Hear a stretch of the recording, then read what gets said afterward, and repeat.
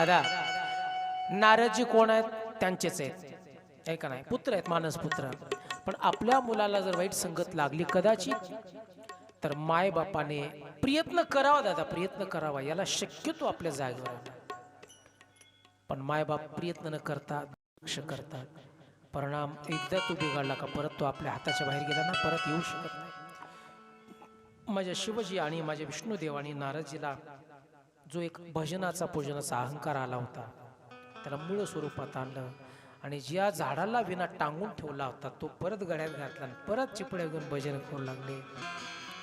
याचा म्हणजे लीला भगवंताच्या. शिवाजी की लीला है निराली, शिवाजी की भक्ति है निराली. हर हर शिव बोल, शिव बोल, हर हर हर बोल, शिव बोल, शिव बोल, हर हर हर बोल, शिव बोल, शिव बोल, हर शिव बोल, शिव बोल. क्या बात है, वाह वाह.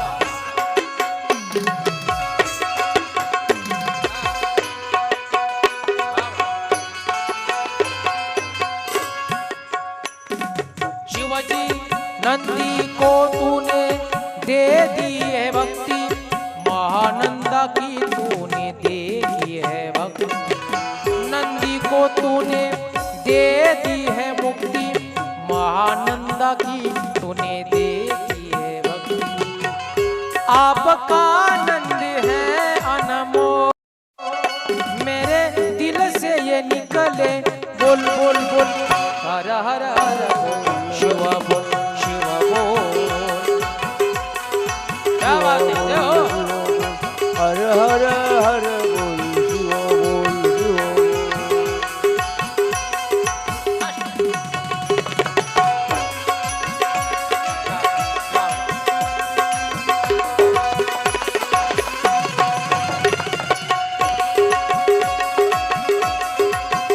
हर हर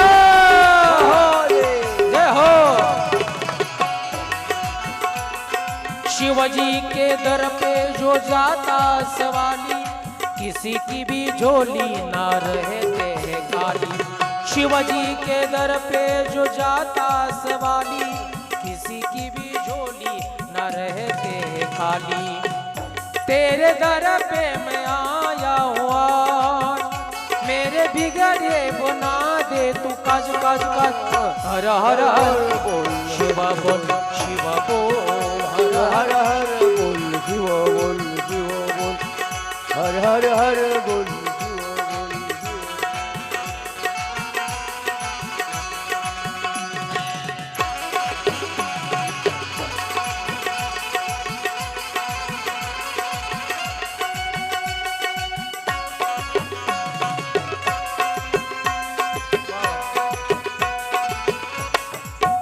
ये हो क्या बात है.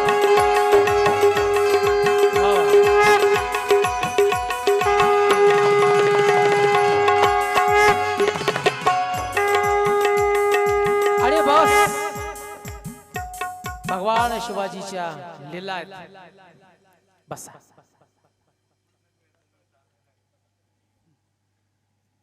ब्रह्मलोकामध्ये ब्रह्मदेवजी नारद समोर बसलेत. नारदजी कथा ऐकायला लागलेत आणि कथा प्रारंभ झाली. ब्रह्मदेवाने सगळी कथा सांगितली आणि सांगितलं, हे नारदा, दक्ष राजाची कन्या सती भगवान शिवजी बरोबर विवाह झाला.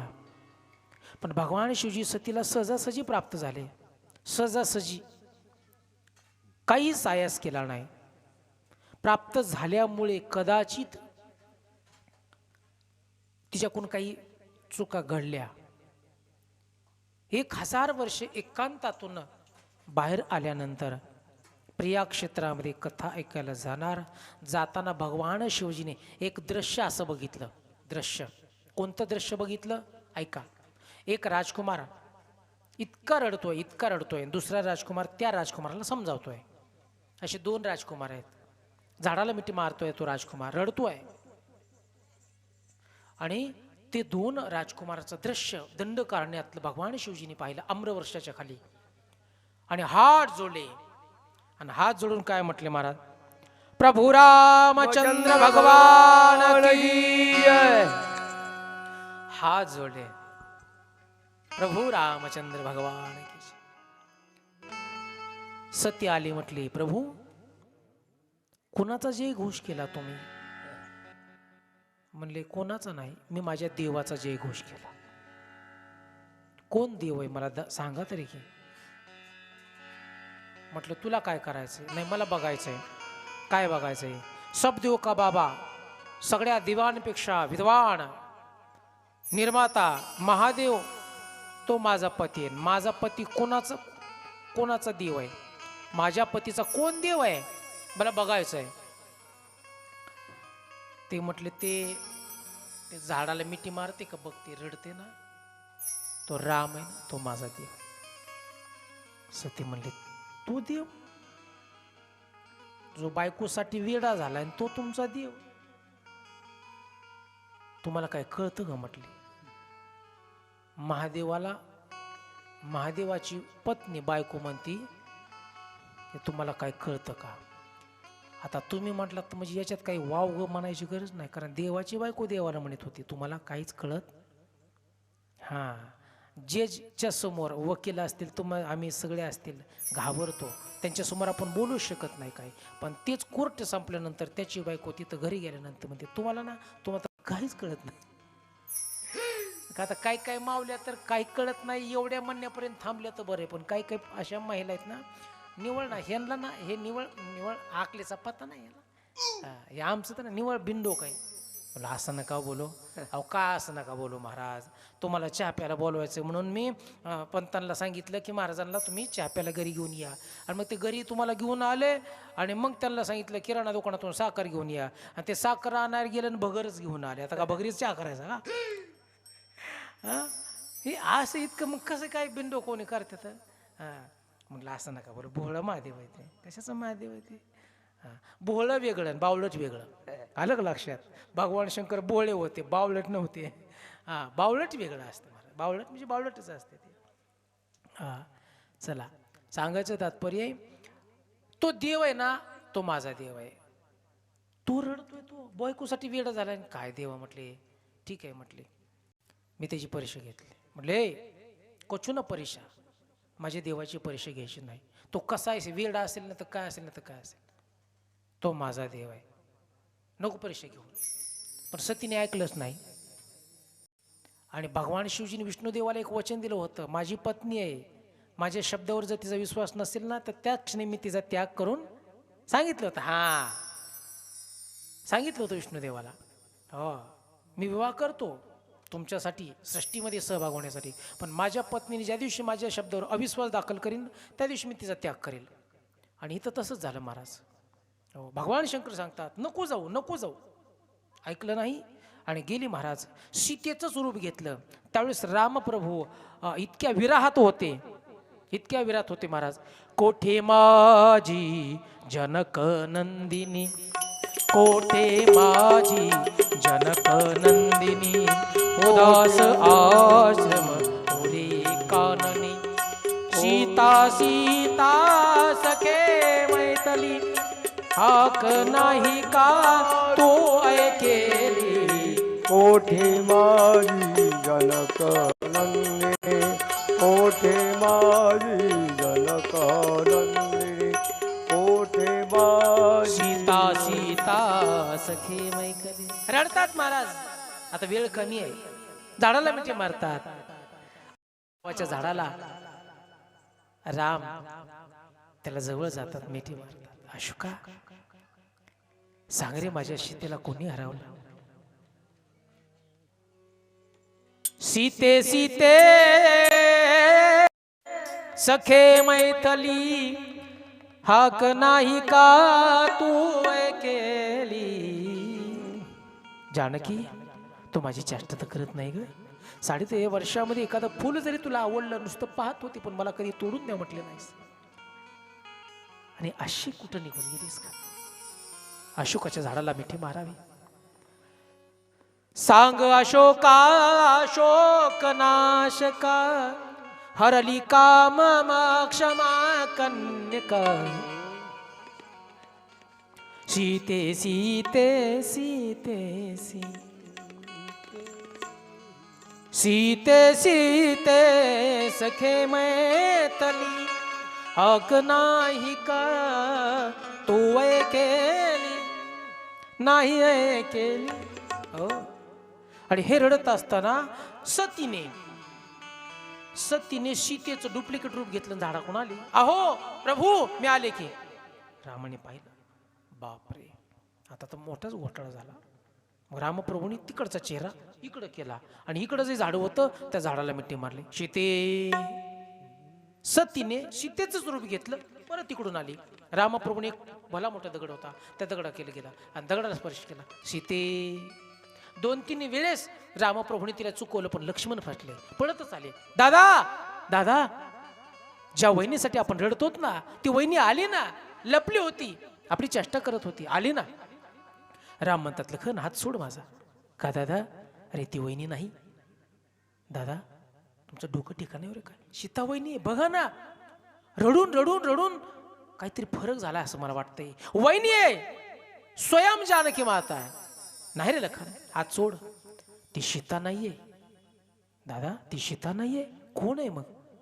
अरे ती माझी आई आहे, ती माझी आई आहे. आई म्हटलं की काटाच फुटला मला, शहारेच अंगावर आले सतीच्या. आणि मग सीतेचं रूप सोडलं, मूळ स्वरूपात आले. आणि मग रामप्रभू म्हणतात, का गाई सांगितलं होतं माझ्या बोले बाबाने, तू जाऊ नको, माझी परीक्षा गेला. तरी तू का आई? काय म्हटले?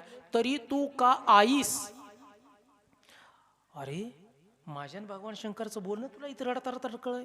हो, कारण लक्षात वेगळा असतो. मी जी रडतोय ना, असा नाही मी, अलग लक्षात. तू पाहिलं ना, ते तुझ्यावर डोळ्यावर माया होती, एक धूर होता मायेचा. नका डोळे धुरे भरून राहो. आणि तू तेच केलंस. मला जे पाहिलं तर माया दृष्टीने पाहिलं.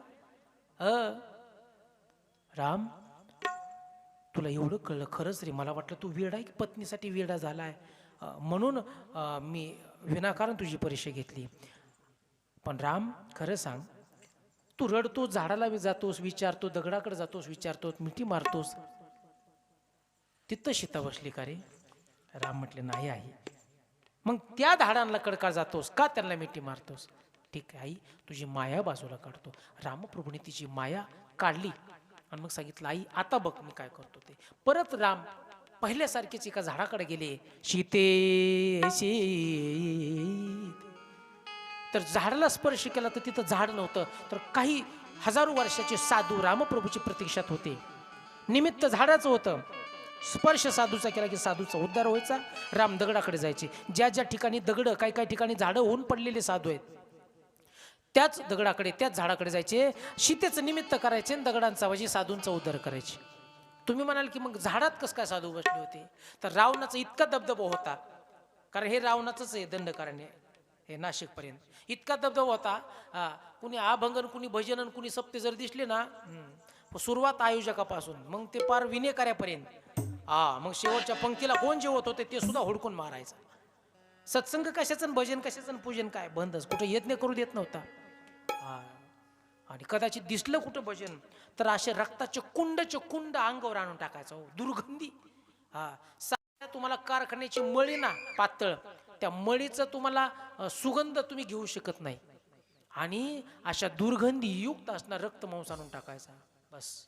म्हणून साधूने साधना करताना झाडाचं स्वरूप घेतलं. काहींनी दगड झाले आणि साधना करीत राहिले. आणि मग राम ज्याची साधना पूर्ण झाली त्याची साधना पूर्ण करीत, स्पर्श करीत. आणि मग भगवान शिवजी म्हणतात, रामप्रभू म्हणतात, आई बघ उद्धार यांचं करतोय. म्हटले मी आता जाते. म्हटले आता कसं जाऊ देईन तुला? हो नाही जाऊन दिलं. आणि मग कुमकुम तिला घेतला, असा मळवड भरला आईला. 5 प्रदक्षिणा केल्या. लक्ष्मण म्हणले चल, आणि गेले निघून. आणि तीच महाराष्ट्राची कुलस्वामिनी तुळजापूर भवानी माता तेव्हा स्थापन प्रभूंनी केले, ते आजपर्यंत तशीच आहे महाराज. आई राजा सदानंदीच अजून ऐकू, अजून ती माता तशीच आहे. सांगायचं तात्पर्य,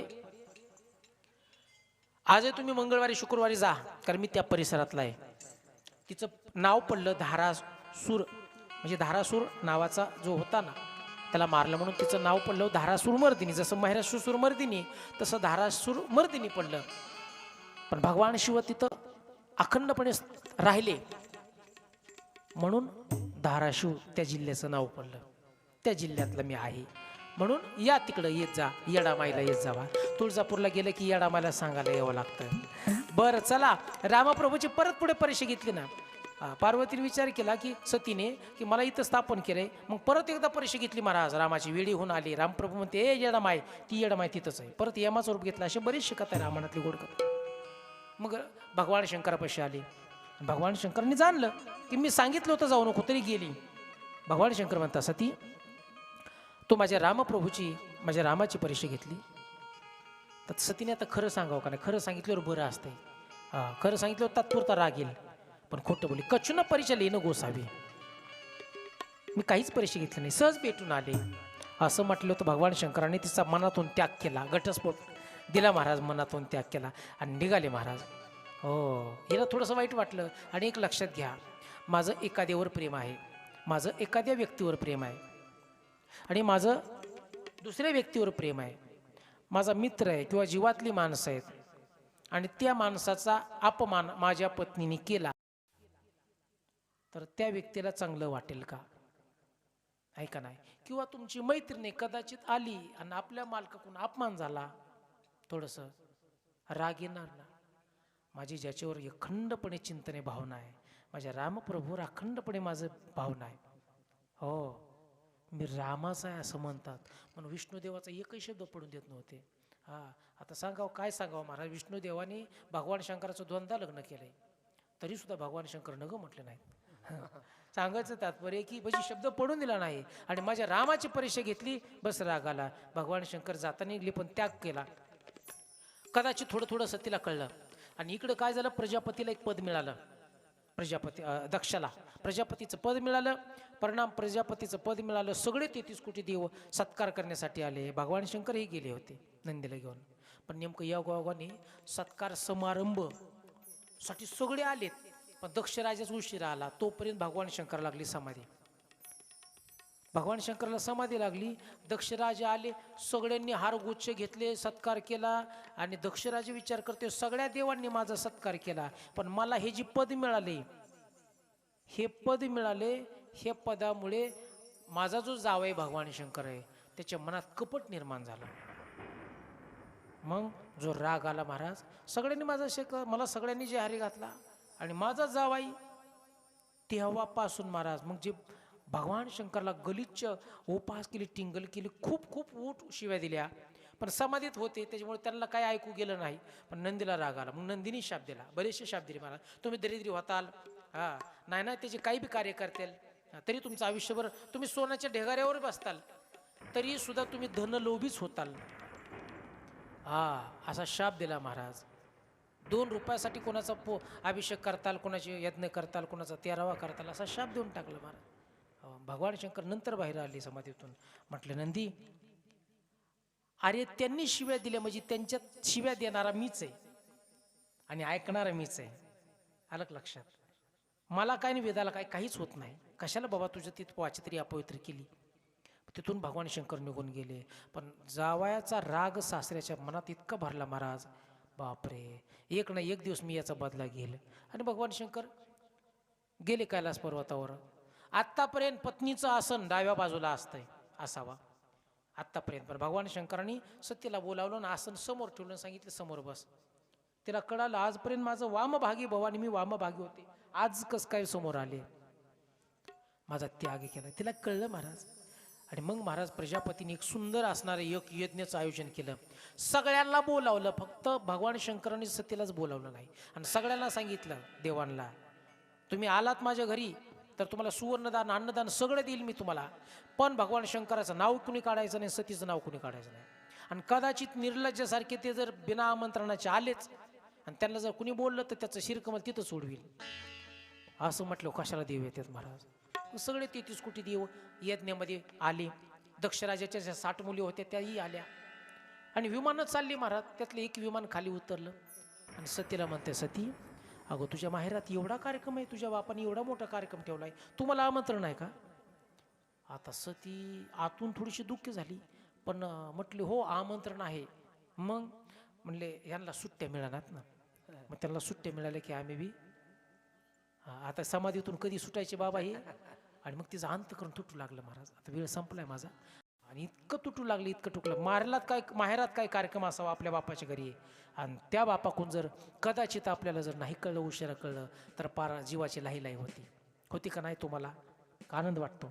हा, तुमचं काही काम असेल महत्वाचं, नाही जाता झालं तर वेगळी गोष्ट आहे, पण तुम्हाला काही काम नाही, बरेच दिवस झालं माहेराकडे गेलं नाही, तर एवढं मोठं कार्यक्रम आहे, घरण्याचा फोन आला नाही, वाईट वाटतं. तिची तगमग होऊ लागली. तेवढ्यात भगवान शिवजी प्रगट झाले. सती, देवा काय नाही, एकच इच्छा आहे, माझ्या वडिलांची घर आहे, एवढा मोठा यज्ञ, सगळ्यांना बोलावलंय, सगळे देतीस कुठे देव, यक्ष गंधर्व किन्नर आहेत, आपण पण जाऊ की? भगवान शंकर म्हटले, सती पण आपल्याला आमंत्रण आहे ग. म्हणजे काय होते त्याला? काय होते त्याला? असं होते सगळ्याच्या जीवनात आहे, माझ्या सहित हा, सगळ्याच्या जीवनामध्ये असं होतं. म्हटले सती, 4 ठिकाणी आमंत्रण असलं तर जावं आणि 4 ठिकाणी आमंत्रण नसलं तरी जावं. ठीक आहे, आमंत्रण नसलं तरी जावं ठिकाणी, शिष्याने गुरुच्या घरी आमंत्रण नसलं तरी जावं, मित्रांनी मित्राच्या घरी आमंत्रण नसलं तरी जावं. अलग लक्षात. पत्नीने पतीच्या घरी आमंत्रण नसलं तरी जावं, आणि शिवभक्तांनी शिवकथेला आमंत्रण नसलं तरी आमंत्रणाची गरज वाट पाहू नये. अलग लक्षात. फक्त ह्याचा कार्यक्रम असला ना, आमंत्रण असलं तरच जा. हा, काय भांडणाचं मूळ नको. 2 असेच फुकटेत, घेण्या देण्याचं पंगत दिसली की बसायची, पंगत दिसली की बसायची. आणि मग अशी एक ठिकाणी दारात पंगत होती, एक जण म्हटला ही तर ओळखू येऊन दिवस नाही, मग मी पलीकडच्या रांगेत पलीकडे कोपऱ्यात बसतो, तू इकडे बस. म्हणजे बसले दोघंही असे वेगवेगळे बसले. मग तिकडून ते वाडेकरी आले, म्हणजे पाहुणं कुठले आहेत? म्हणजे आमक्यावचे. हां, असे का? ते मग जेव्हा बसलं ते म्हणते आम्ही नवरी कोण आहेत ते बसलेलं, आणि तोच वाडेकरी तिकडच्या कोपऱ्यात गेला. म्हटलं हे बी नवीनच दिसतंय. म्हटलं कुठून आला? ती म्हणला मी नवरदेवाकडून आलोय. हां, म्हणले मूर्खानो, हे नवरदेव नवरीचं काय प्रसंग? म्हटले आमच्या आजोबाचा हे 13वा. म्हटले फसले ना बाबा. पुन्हा म्हणले आता खा आता, पण परत असं बिगर बोलवता, न बोलवता काही येत जाऊ नका, अवघड असते मला. न बोलवता 4 ठिकाणी आमंत्रण असेल तर जावं, 4 ठिकाणी आमंत्रण नसलं तरी जावं. तसं हिने मुद्दा मांडला की मग लिकीला बापाच्या घरी काय आमंत्रणाची गरज आहे? मग तिची इच्छा पाहिल्यानंतर सांगितलं, नंदी जा सोबत, भरजरी वस्त्र घाला आणि मग जावा. आणि मग नंदी आणि काही घन घेऊन पार सती माता बस जाते. त्या ठिकाणी सगळे आले महाराज. एक बार त्रेता जुग माई, शंभू गये कुंभज रस पाई. हो, ऐका, आता वेळ नाही आपल्याकडे बरं का. हो हो, पिता भवन गब गई भवानी, दक्ष त्रासुकाहून सनमानी.